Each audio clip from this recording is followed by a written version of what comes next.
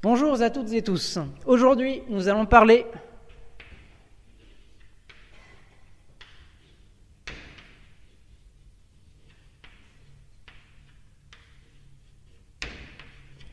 de la ligne de vie.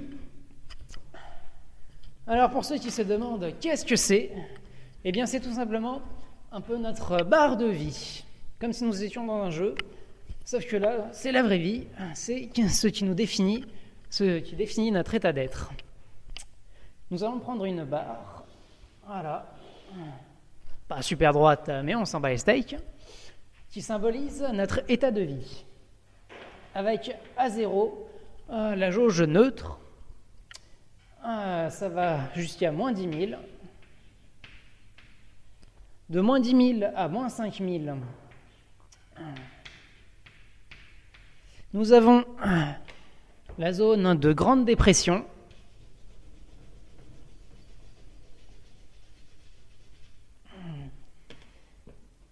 De moins 5 000 à moins 2 500. Nous avons la jauge de petite dépression.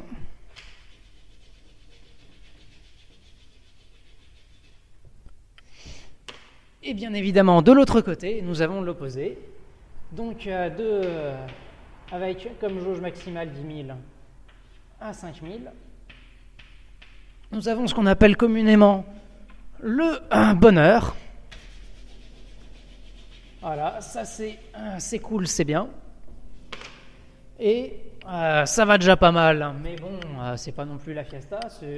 Voilà, ça se passe bien. C'est cool, c'est cool. 2500. C'est ce qu'on va appeler la zone de bien-être.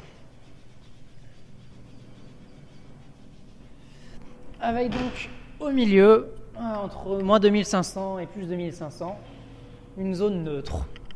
Voilà, où ça va plus ou moins bien, mais bon, voilà, on n'en a pas grand-chose à faire. Comme on est français, généralement on est un peu grincheux, c'est pas la fête, on a 11% de chômage, 15% si on prend en compte les échelles la plus larges. Non, on a dépassé les 10 là, ça va mal. Donc on va dire que la grosse majorité des Français, 75% des Français, se situent dans la zone moins 2500, moins 5000, avec peut-être 1% de la population qui se situerait dans la zone de bonheur. Puis là, pas grand monde quoi. Et voilà, on va après représenter ça un peu comme ça. Et si on voit là, on le voit ici, la zone ici, je peux écrire là. Là, ici, je peux écrire ? Ok. Donc, on va dire que entre moins 10 000 et moins 5 000... Bon, enfin, voilà. Là, ici, on a à peu près 10%. On a à peu près 10% de la population. Là, moins 2500. On a à peu près 75% de la population. Ouais, donc 85% de la population, ça se passe mal. Si vous voulez avoir à peu près une idée, moi je me situe personnellement aux alentours de moins 4000. Après, entre 2500 et moins 2500, voilà, là c'est la zone un peu plus neutre, où il y a quand même quelques personnes. Donc on a 14% de la population qui, voilà, ça se passe à peu près. Et entre 2500 et 10 000, les espèces de connards qui, ouais, moi ça va bien, je t'emmerde. Voilà, 1%. On a à peu près 1% de connards.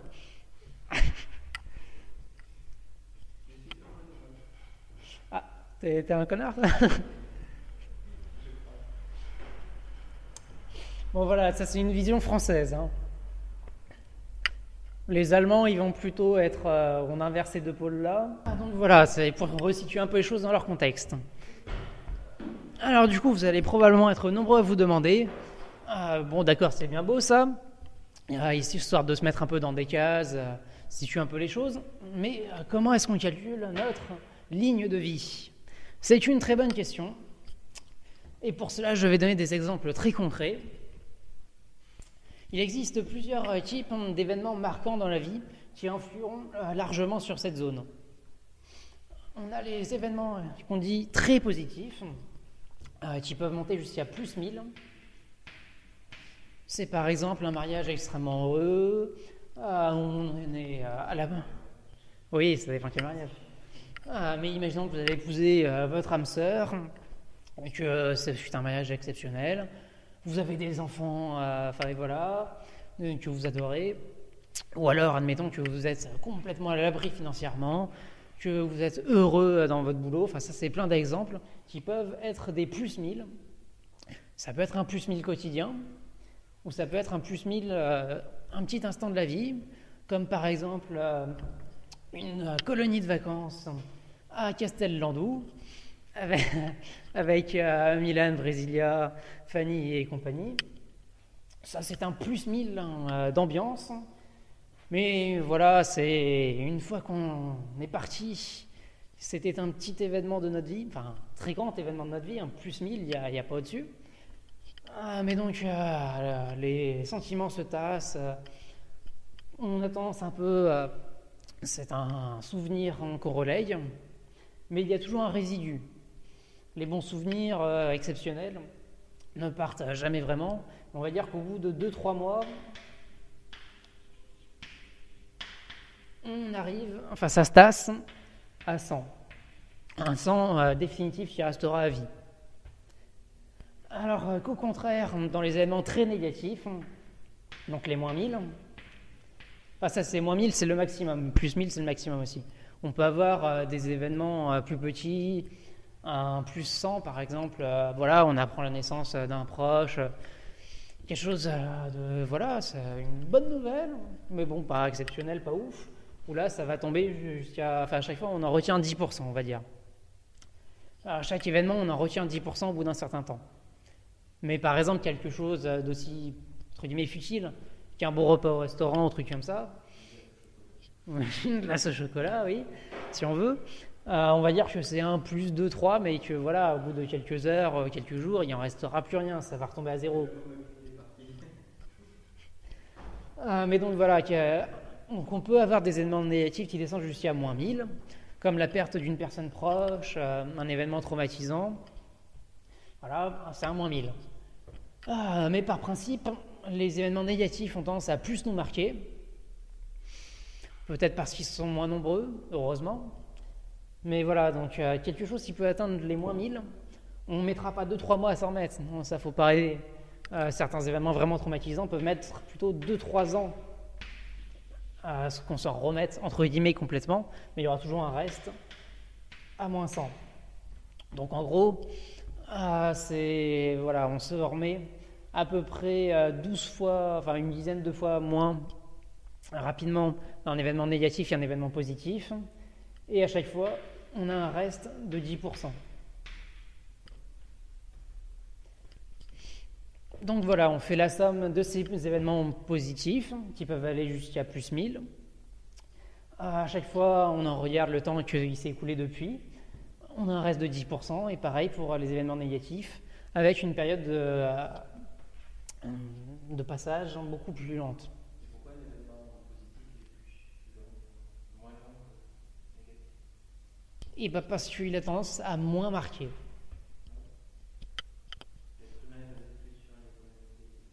Oui, c'est comme ça. C'est pour ça qu'on a une grosse, écrasante majorité de dépressifs. C'est parce qu'on se laisse beaucoup plus submerger par les événements négatifs.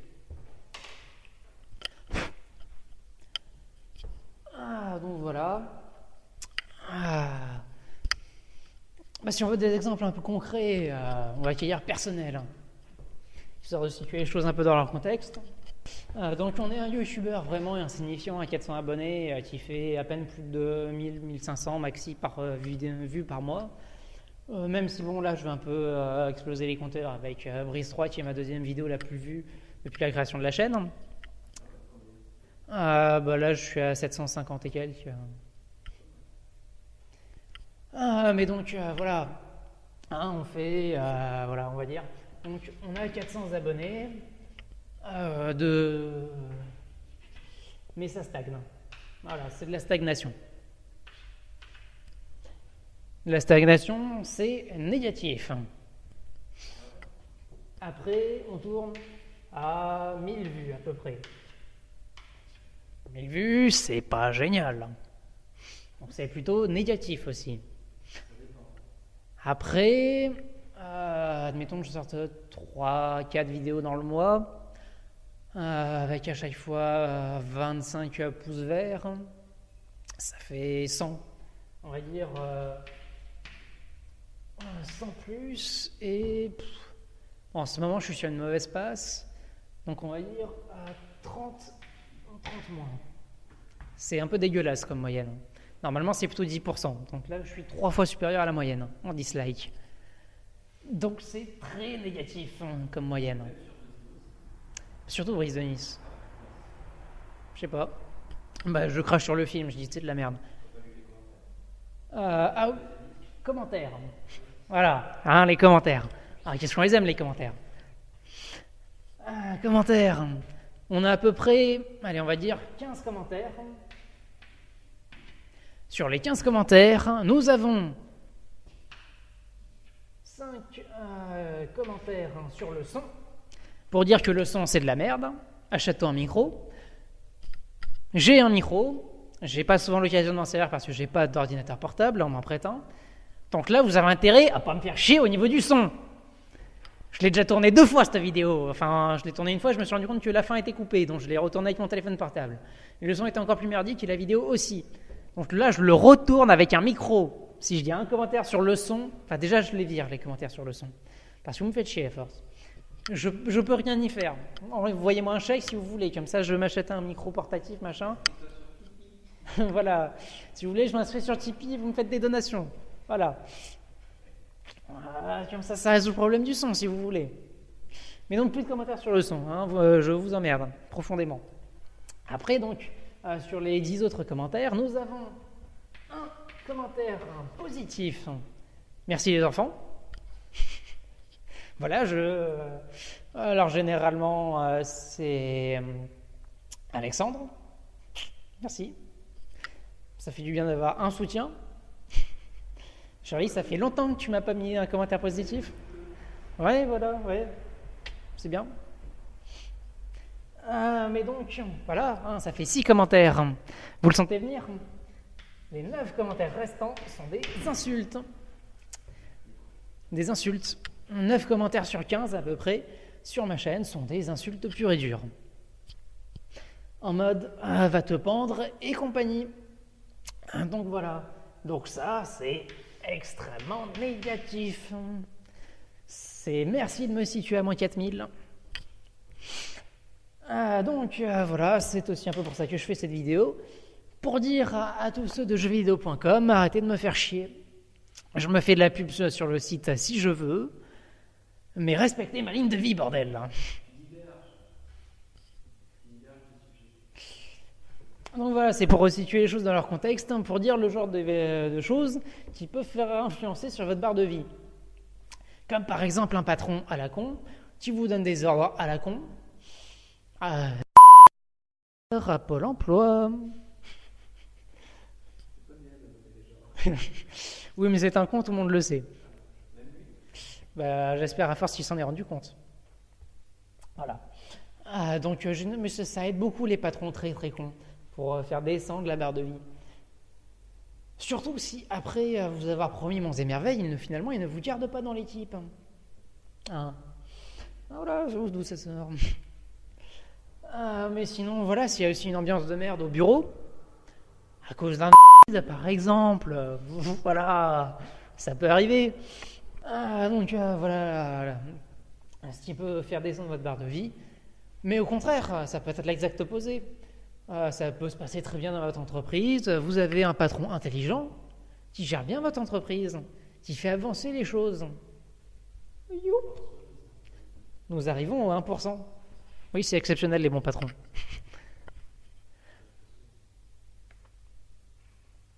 Mais ça peut arriver qu'on ait une chef d'équipe très mignonne et très sympathique. Donc voilà. Est-ce que nous avons des questions dans le public? Ah bah les extrêmes, 10 000, ça c'est le bonheur maximal, ça veut dire qu'on ne peut pas imaginer au-delà. C'est... Je ne vais pas forcément donner mon exemple à moi, parce que déjà ça impliquerait énormément de milliards. Ça nécessiterait au passage l'invention de la non-destruction des brins d'ADN lors de la division cellulaire. Pour expliquer un peu les choses, lors de la division cellulaire, quand vos cellules se renouvellent, eh bien, à chaque fois, vous perdez un brin d'ADN. Et si jamais vous arrivez, si vous avez, par exemple, pris beaucoup de coups de soleil, que votre peau a beaucoup souffert, qu'elle a dû se régénérer plus que ce qu'elle aurait dû normalement, il y a eu beaucoup de destruction de brins d'ADN à cause d'une multiplication de la division. Ce qui entraîne des cancers de la peau, etc. Donc, si votre corps souffre, ça implique une destruction de brins d'ADN supérieure, ce qui fait que votre corps se désagrège et que vous mourrez plus vite, en fait. Donc, la division cellulaire propre, on en trouve à l'état sauvage, par exemple l'état tardigrade, une division cellulaire propre, et ils sont techniquement immortels. Enfin bon, t'arrives, tu les butes, ils sont mortels, mais bon. Leur corps, eux, ne subit pas la vieillesse ou trucs comme ça. Donc, moi déjà, il faudrait des innovations technologiques assez exceptionnelles, à moins qu'il y ait une espèce de type qui arrive à me convaincre de la vie après la mort et que ce soit plus un problème. Ça peut même être mieux si on me propose quelque chose de mieux. Mais il faut arriver à s'imaginer quelque chose de mieux que la vie. Quand on est à moins 4000, c'est pas très dur, mais... mais non, mais si vous éloignez le spectre de la mort, que vous m'apportez une maison exceptionnelle avec tout un assortiment de voitures, que vous mettez ma tête sur toutes les affiches des plus gros blockbusters de l'année, que vous me laissez faire tous les films que je veux, que vous me filez l'Oscar du meilleur scénario chaque année, ça... Et que aussi... je vais pas faire toute la liste, on y est encore pour demain. Mais bon, voilà. De quoi ? Ah oui, il faut que tout soit en même temps pour arriver à 10 000. Il faut que... Eh oui, s'il manque un truc, et voilà, on descend. Et par contre là, l'autre opposé, les moins 10 000, c'est le pire imaginable. C'est-à-dire, tu es vraiment au bout du rouleau, c'est... Voilà, c'est... tu es en phase terminale, tu as perdu toute ta famille, tous tes amis, tu es peut-être même le dernier homme sur Terre parce qu'il y a eu une épidémie terrible, toutes les villes ont été ravagées, il ne reste plus rien, tu as une espèce de gros météore qui arrive pour éclater la Terre, et de toute façon, on est en plein Big Crunch, c'est-à-dire que l'univers est en train de se refermer sur lui-même, et de toute façon, il n'y aura plus rien qui n'existera, même l'univers sera détruit. Là, on est à moins 10 000. Là, tu la sens, la dépression colossale de le Big Crunch. En fait, au début, il y avait la singularité. La singularité, en fait, c'est la fusion de toutes choses. Et comme c'est une fusion, c'est vachement instable. Et ça a explosé. C'est ce qu'on appelle le Big Bang. Non, c'est tout. C'est une théorie, mais c'est la théorie la plus répandue et la plus tolérée dans le milieu scientifique. Et ce qui fait que toutes ces molécules agglomérées en singularité a explosé et a créé le Big Bang. Et en ce moment, l'univers a tendance toujours à continuer de s'agrandir. Mais est-ce que c'est une expansion perpétuelle ou est-ce que c'est tel un élastique, il se tend jusqu'à un point maximal et va se recontracter sur lui-même après? Théorie du Big Crunch. Si jamais le Big Crunch se réalise, là, je suis la mauvaise. Mais c'est pas forcément la fin de toute chose, parce que le Big Crunch peut après se refermer sur lui-même et se recréer une singularité qui elle-même se redéveloppera. Et c'est la théorie de l'étendue infinie. Tout a déjà été et tout sera encore. C'est-à-dire que tout ce qui se passe maintenant à l'heure actuelle, votre vie, vous l'avez déjà vécue, vous la créez après. En fait, c'est une autre... vous la revivrez après. C'est une auto-réincarnation à l'infini. C'est-à-dire que, voilà, avant la singularité, il y avait le même univers qui a subi le même Big Bang et Big Crunch, vous avez eu la même vie, où il y a eu la même Terre, etc. Et après le Big Crunch, on aura de nouveau la singularité qui refera le Big Bang et vous recréera vous et vous revivrez la même vie de la même façon. Etc., etc. Il n'y a ni début ni fin, c'est une boucle perpétuelle. C'est assez chiant. Mais c'est mieux que rien du tout.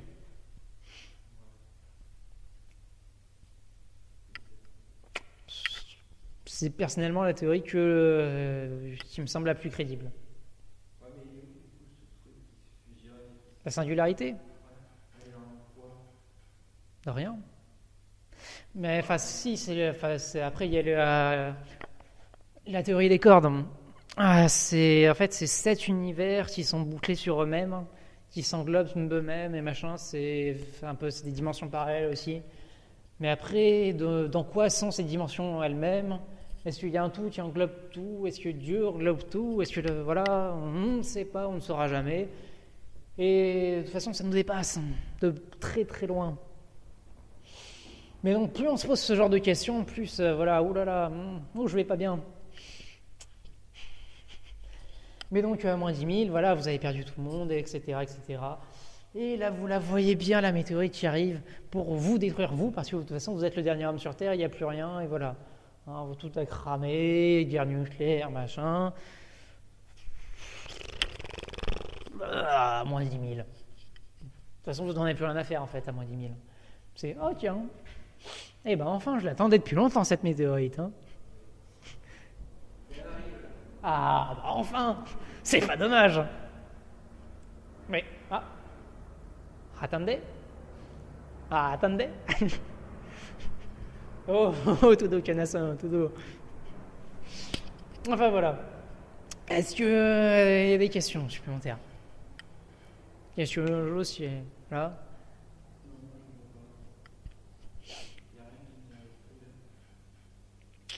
Ça c'est le 0. Mais bien évidemment que les animaux ont une ligne de vie.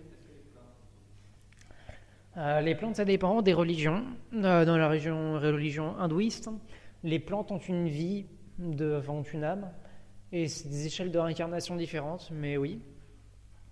Pour un chien, on va prendre l'exemple de mon chien, Monty Fox. Monty Fox, il était dans les moins 5000, moins 10 000, il était entre les deux au début. Parce que voilà, il avait été rejeté de sa famille, placé à la SPA, il y a été depuis plus d'1 an et demi.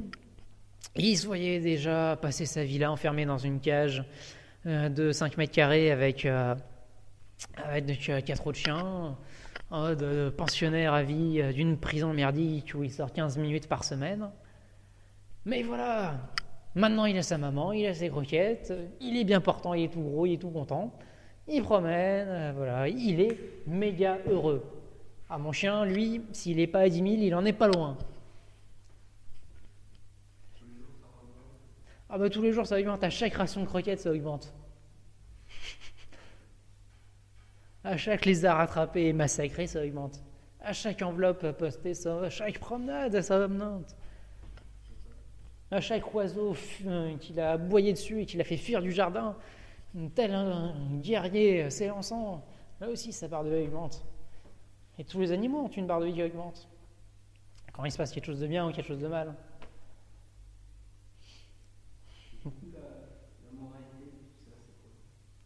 La moralité de tout ça, c'est faites gaffe à votre ligne de vie. Faites gaffe à votre ligne de vie et à celle des autres. Et il faut réussir à établir qu'est-ce que c'est que votre 10 000. Qu'est-ce qu'il vous faudrait pour atteindre les 10 000? Vous fixez les objectifs des 10 000. Et essayez d'établir un chemin qui vous y mènerait. Comme par exemple, sortir des vidéos YouTube qui vont progressivement monter, qui vous permettra peut-être un jour d'avoir les possibilités de faire des choses plus ambitieuses, comme une web-série inspirée de Arm of Time, le jeu que j'ai créé. J'aimerais bien le faire un jour, mais ça demanderait de l'argent que j'ai pas. Des compétences que j'ai, évidemment. Pas forcément en termes d'effets spéciaux, je suis encore un peu balbutiant. Et voilà, j'ai déjà les idées qu'il faut. Et puis ça, si je sors un jour mon livre, qu'il faudrait que je finisse, oui, désolé Alice, je l'ai toujours pas fini. Alice, ma seule lectrice, la seule personne à qui j'ai fait lire mon livre. Eh oui. Enfin, pas mon autobiographie. Ça, il n'y a que Stella qui l'a lu. Oui, mais non, mon vrai roman d'Heroic Fantasy. Heroic Fantasy, science-fiction, où il y a de la poésie en prose et en vers. En prose. En prose et en vers. Où il y a du romantisme, quasiment de l'érotisme à certains passages, et toujours dans une ambiance très comique, avec quelques passages dramatiques. En fait, il y a tout. Il y a tous les sentiments que tu veux, mais donc c'est de la science-fiction heroic fantasy, avec beaucoup de romance et d'humour. C'est une grosse. C'est une histoire, c'est un roman, c'est une Pour l'instant, j'en suis à 50 pages, depuis plus d'un an. J'ai toujours pas avancé. Mais voilà, j'ai tout le chemin dans ma tête, j'ai même nommé tous les chapitres à venir, et a priori, ça fera aux alentours de 200 pages. Mais j'ai déjà tout dans ma tête, et j'ai même des potentialités pour en faire des suites. Mais il faut le temps de les faire. Et je perds souvent mon temps à faire des conneries. Voilà, des lignes de vie. Dont tout le monde s'en bat les steaks, je suppose. C'est possible. Tout le monde en a conscience, mais. Mais tout le monde ne fait pas bien attention. Et oui, il faut savoir se fixer ses objectifs, s'y tenir, et essayer de se bouger le cul pour le réaliser. Et ça demande du temps, de la patience, des efforts. Ah, bon bah voilà, après quelques petits soucis techniques, me revoilà.